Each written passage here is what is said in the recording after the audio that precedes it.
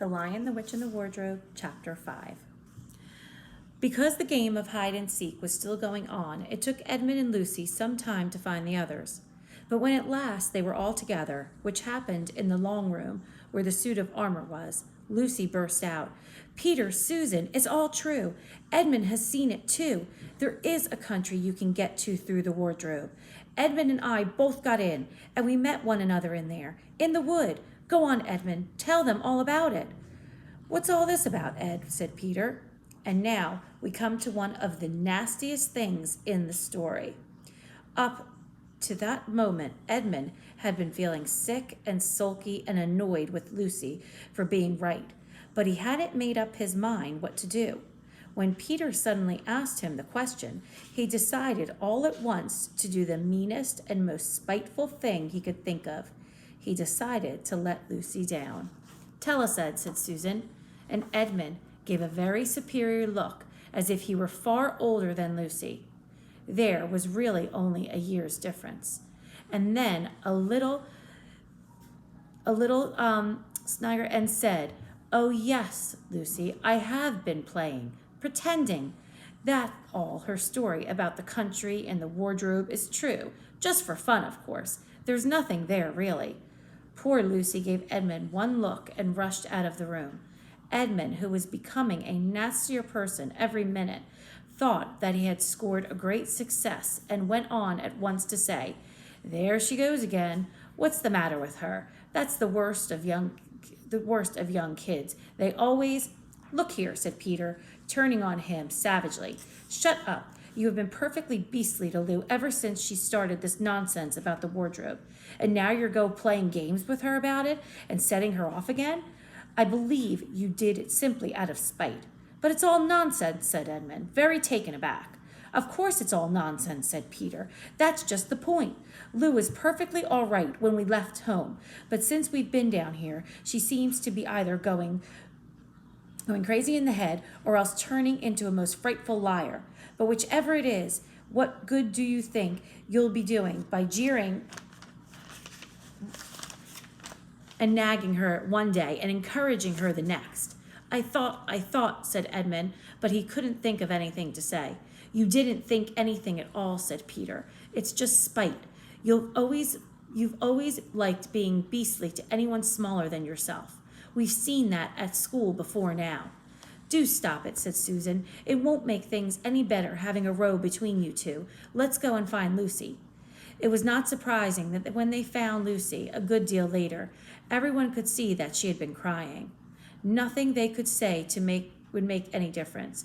She stuck to her story and said, "I don't care what you think, and I don't care what you say. You can tell the professor, or you can write to Mother, or you can do anything you like.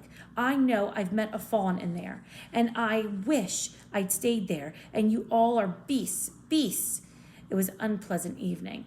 Lucy was miserable, and Edmund was beginning to feel like his plan wasn't working as well as he had expected. The two older ones were really beginning to think that Lucy was out of her mind. They stood in the passage talking about it in whispers long after she had gone to bed. The result was the next morning they decided that they really would go and tell the whole thing to the professor. "He'll write to Father if he thinks there is really something wrong with Lou," said Peter. "It's getting beyond us." So they went and knocked at the study door, and the professor said, "Come in," and got up and found chairs for them and said he was quite at their disposal.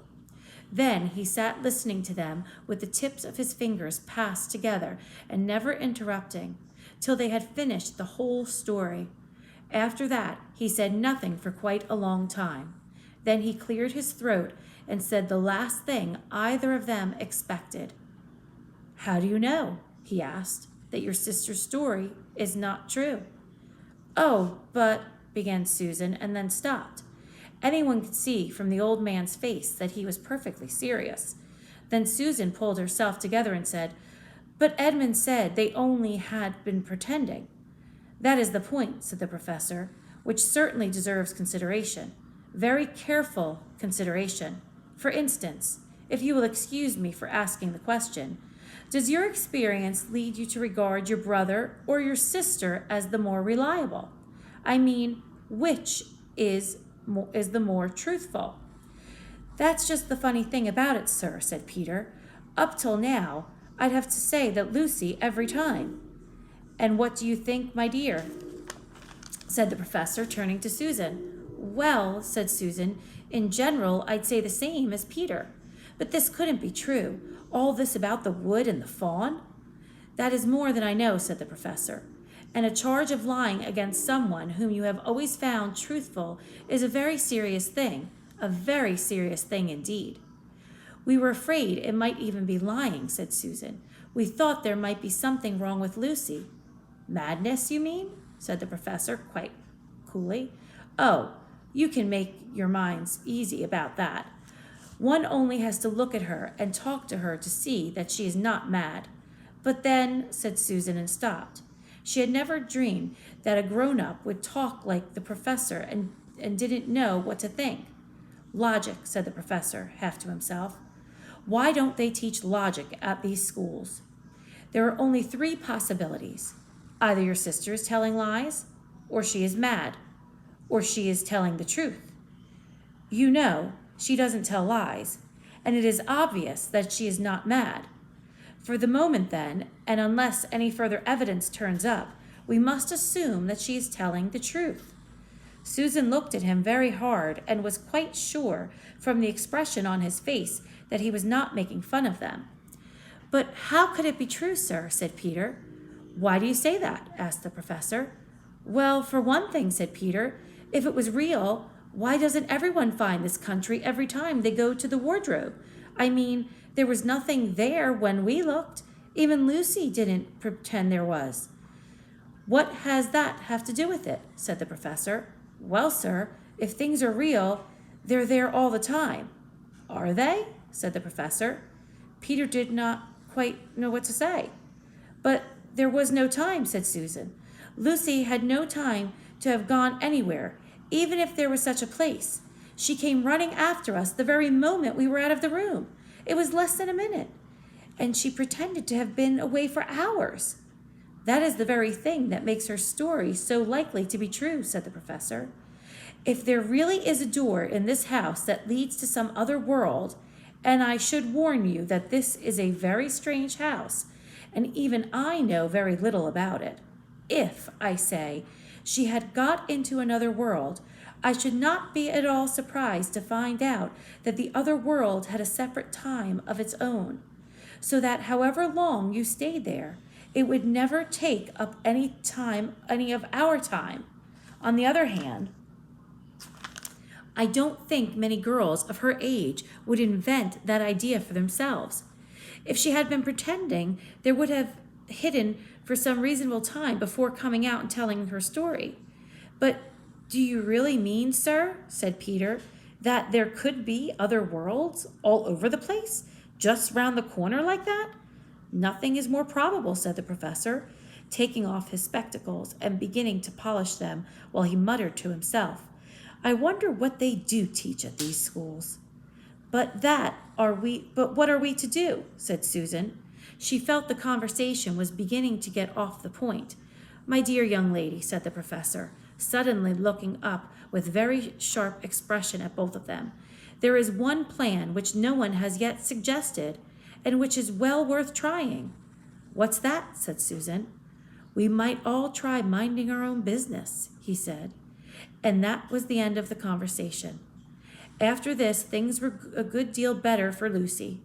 Peter saw to it that Edmund stopped jeering at her, and neither she nor anyone else felt inclined to talk about the wardrobe at all.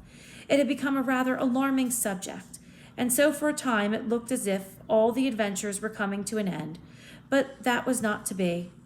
This house of the professor's, which even he knew so little about, was so old and famous that people from all over England used to come and ask permission to see over it. It was the sort of house that is mentioned in guidebooks and even in histories. And well, it might be, for all manners of stories were told about it, some of them even stranger than the one I am telling you now. And when parties of sightseers arrived and asked to see the house, the professor always gave them permission. And Mrs. Macready, the housekeeper, showed them around. telling them about the pictures and the armor and the rare books in the library. Mrs. McCurdy was not fond of children and did not like to be interrupted when she was telling visitors all things she knew. She had said to Susan and Peter almost on the first morning, along with a good many other instructions, "And please remember, you're to keep out of the way whenever I'm taking a party over the house." Just as if any of us would want to waste half the morning trailing round with a crowd of strange grown-ups, said Edmund, and the other three thought the same. That was how the adventures began for the second time. A few mornings later, Peter and Edmund were looking at the suit of armor and wondering if they could take it to bits when the two girls rushed into the room and said, "Look out, here comes the McCurdy and a whole gang with her." "Sharp's the word," said Peter, and all four made off through the door at the far end of the room. But when they got out to the green room and beyond it into the library, they suddenly heard voices ahead of them and realized that Mrs. McCurdy must be bringing her party of sightseers up the back stairs instead of up the front stairs as they had expected. And after that, whether it was that they lost their heads, or that Mrs. McCurdy was trying to catch them, or that some magic in the house had come to life and was chasing them into Narnia, they seemed to find themselves being followed everywhere, until at last Susan said, "Oh, bother, those trippers. Here, let's get into the wardrobe room till they've passed. No one will follow us in there." But the moment they were inside, they heard voices in the passage, and then someone fumbling at the door. And then they saw the handle turning. "Quick," said Peter, "there's nowhere else," and flung open the wardrobe. All four of them bundled inside it and sat there panting in the dark. Peter held the door closed, but did not shut it, for of course he remembered, as every sensible person does, that you should never, never shut yourself up in a wardrobe.